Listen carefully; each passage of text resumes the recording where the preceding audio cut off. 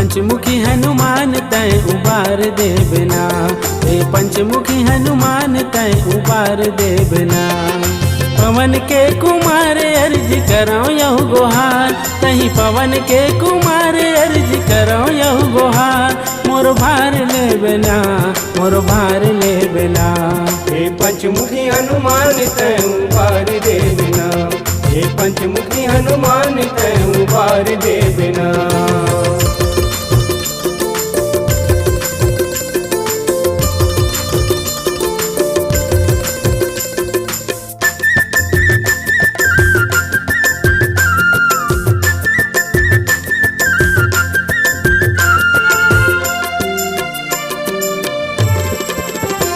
रावण के भाई यही रावण राम अनुज ललाए, विभीषण रूप महरण कर विभीषण संसो छाए। विभीषण रूप महरण कर विभीषण संसो छाए।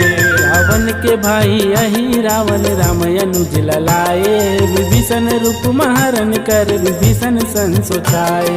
विभीषण रूप महरण कर विभीषण संसो छाए। राम अनुज के रखवार शिव भोला के अवतार, राम अनुज के रखवार शिव भोला के अवतार। तह परमान देहना, तह परमान देहना। हे पंचमुखी हनुमान तय उबार देबना, हे पंचमुखी हनुमान तय उबार देबना।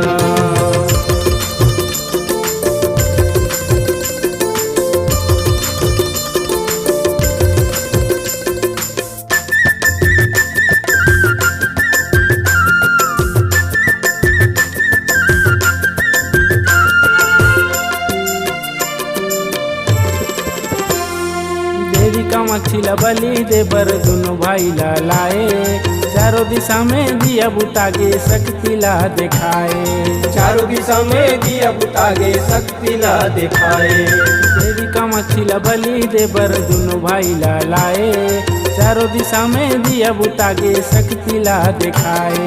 चारों दिशा में दिया बुतागे शक्ति ला दिखाए। वरह नरसिंह अवतार गरुड़ है ग्रीव चिन्हार, वरह नरसिंह अवतार गरुड़ है ग्रीव चिन्हार। दानव मार देहना, दानव मार देहना। हे पंचमुखी हनुमान तय उबार देबना, हे पंचमुखी हनुमान तय उबार देबना।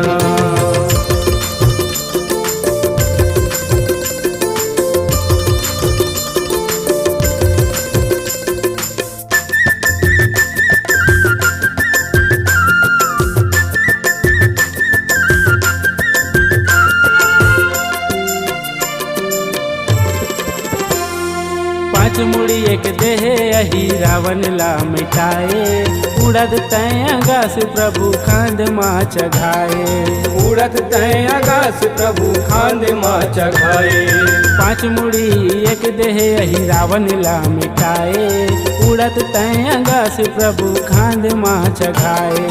उड़द तय आकाश प्रभु खांद माँ चघाए। लक्ष्मण बाबा के जोहार धाम धनोरा के द्वार, लक्ष्मण बाबा के जोहार धाम धनोरा के द्वार। राजू तोला हाक देहना, नारायण हाक देहना। हे पंचमुखी हनुमान तय उबार देबना, हे पंचमुखी हनुमान तय उबार देबना। हे पंचमुखी हनुमान तय उबार देबना, हे पंचमुखी हनुमान तय उबार देबना। हे पंचमुखी हनुमान तय उबार देबना, हे पंचमुखी हनुमान तय उबार देबना।